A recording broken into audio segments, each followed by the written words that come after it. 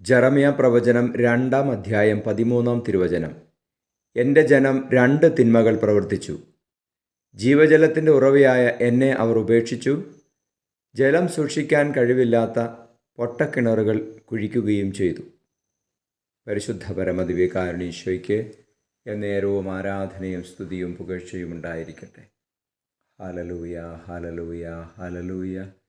ഈശോയേ നന്ദി, സ്തുതി, ആരാധന. ഈശോയേ ദൈവികാരൻ ഈശോയെ ഞങ്ങളങ്ങയെ സ്തുതിക്കുന്നു, ആരാധിക്കുന്നു. Hallelujah, hallelujah.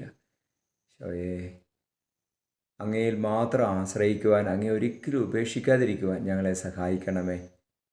കർത്താവെ, ജലം സൂക്ഷിക്കാൻ സാധിക്കാത്ത പൊട്ടക്കിണറുകൾ, ഈ ലോകത്തിൻ്റെ ആശ്രയങ്ങൾ ഉപേക്ഷിക്കുവാൻ ഞങ്ങളെ സഹായിക്കണമേ.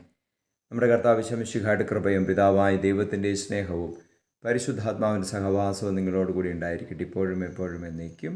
ആമേൻ. അപ്പസ്തോലർ ആരാധിച്ചൊരു പരിശുദ്ധാത്മാവേ